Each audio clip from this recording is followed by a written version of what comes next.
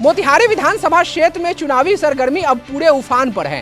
राजनीतिक हलचल तेज हो चुकी है और इसी बीच युवा जदयू के पूर्व प्रदेश अध्यक्ष तथा वर्तमान में राज्य कार्यकारिणी सदस्य दिव्यांशु भारद्वाज ने अपनी ताकत और जनता से जुड़ाव का एहसास कराते हुए एक ऐतिहासिक जनसंवाद कार्यक्रम का आयोजन किया।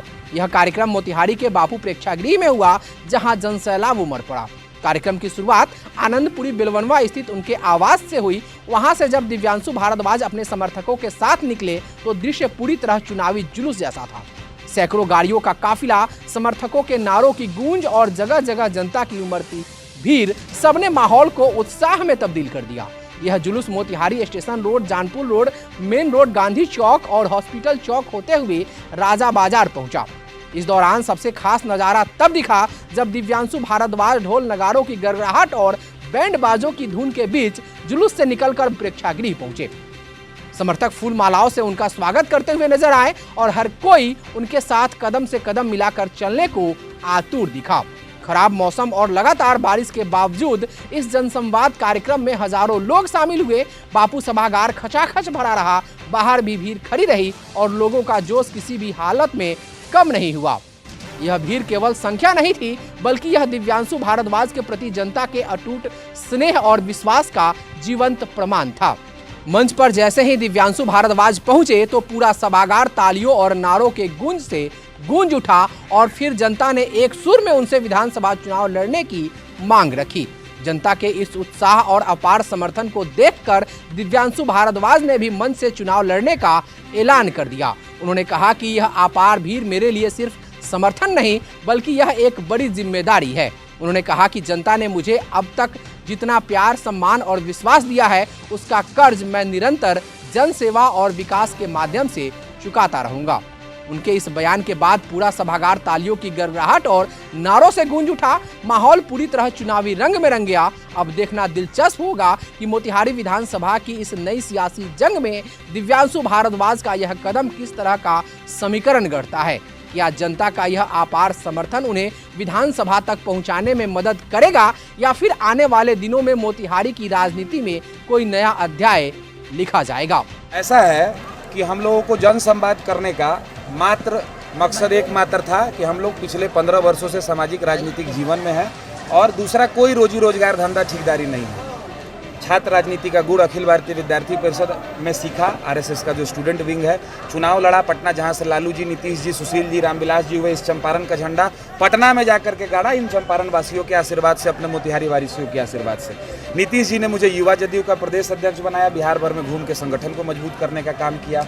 1.5 साल में सचिव रहा पार्टी के मेन कमेटी में, अभी राज्य कार्यकारिणी परिषद का सदस्य हूँ। तो हम लोग, मोतिहारी मेरा घर है, मेरी जन्मभूमि है और मिट्टी का कर्ज है। इस मिट्टी में खेला हूँ, इस मिट्टी में कबड्डी खेला हूँ, कुश्ती खेला हूँ, पढ़ा हूँ, लिखा हूँ। तो इस मिट्टी के लिए पिछले 3 वर्षों से घूम रहा हूँ। 22 पंचायत, 36 नगर निगम के वार्ड में जाके लोगों की समस्याओं को समझ रहे हैं, लोगों के लिए काम करने का प्रयास कर रहे हैं। और इसी के लिए आज हम लोगों ने जन संवाद, आने वाले समय में चुनाव है, उसमें हम लोग क्या करेंगे उसके लिए आज अपने पूरे लोगों को बुलाया था। सब कुछ डिटेल में इन लोगों के साथ बात किया। आगे हम लोग पार्टी के माध्यम से और मीडिया के माध्यम से अपने पार्टी के शीर्ष नेतृत्व को भी अवगत कराना चाहते हैं कि भाई इतने बड़ी संख्या में हम लोगों के लोग चाहते हैं कि हम लोग चुनावी मैदान में आए। आप लोग उस पर जरूर गौर करिए। अगर आप चाहते हैं तो हम लोगों को जरूर मौका दीजिए और आपके माध्यम से। और लोग भी जो है, हमारे जितने विधानसभा से आए हुए भी यहाँ लोग थे, सबकी इच्छा है कि हम लोग आने वाले चुनाव में प्रत्याशी के तौर पर आए। तो हम लोग आपके माध्यम से भी और इन लोगों के माध्यम से भी पार्टी के शीर्ष नेतृत्व को हमने अवगत कराया है कि हम लोगों को चुनाव में मौका दिया जाए। एनडीए गठबंधन ने अपने उम्मीदवार का घोषणा कर दिया। अच्छा, एनडीए गठबंधन ने घोषणा किया तो एनडीए के नेता नरेंद्र मोदी जी, एनडीए के नेता हैं नीतीश कुमार जी, एनडीए के हमारे नेता हैं सम्राट चौधरी जी, दिलीप जायसवाल जी। किसी कहीं आया कि सीट बट गया है, कौन किस सीट पर लड़ेगा इसकी कोई घोषणा हुई है अभी तक? प्रेस चौधरी भी तो नेता, अरे तो नेता हैं, वो तो आए थे एनडीए के।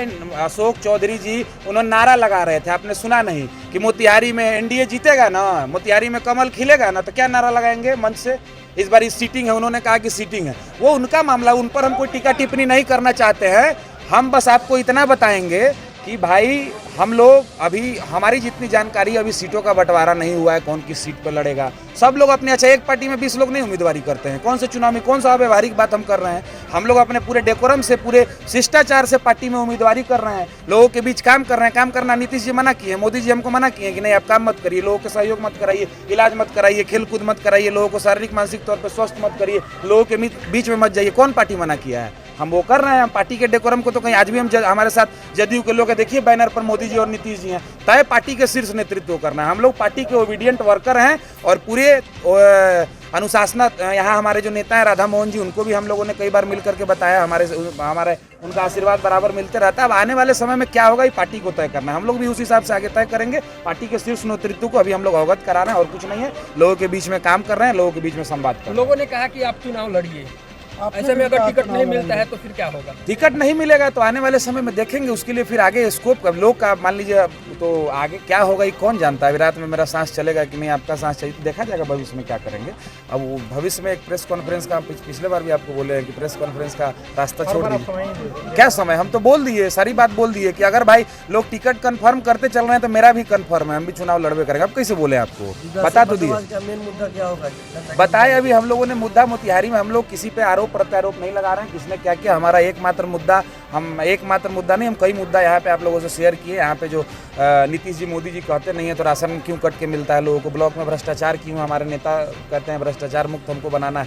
तो यह जो प्रतिनिधि के नाते अगर हम लोगों को मौका मिलेगा तो ब्लॉक अनुमंडल के भ्रष्टाचार से राशन जो कट रहा है, यहाँ पे केंद्रीय विद्यालय जो यहाँ का है वो भाड़ा के मकान में चल रहा है, आयुर्वेदिक कॉलेज बंद है, यहाँ केंद्रीय विश्वविद्यालय अभी तक पास होने के बाद गया बन के खड़ा है, यहाँ अभी तक बाउंड्री सही से नहीं हो पाया है। बहुत सारी मुद्दा है मोतिहारी में, हम लोग काम करने का प्रयास करेंगे। 100 मुद्दा आपको गिना सकते हैं, क्योंकि हम हवा में हम लोग काम नहीं कर रहे हैं। 100 मुद्दा है, 1000 चीज़ है यहाँ के लिए काम करने के लिए। हम लोग 24/7 अगर मौका देगी आने वाले समय में पार्टी और जनता, तो हम लोग बिल्कुल मोतिहारी के लिए अपना दिल जान लगा के, एक एक खून, एक एक पसीना, एक एक कतरा मोतिहारी के लोगों को लगाएंगे।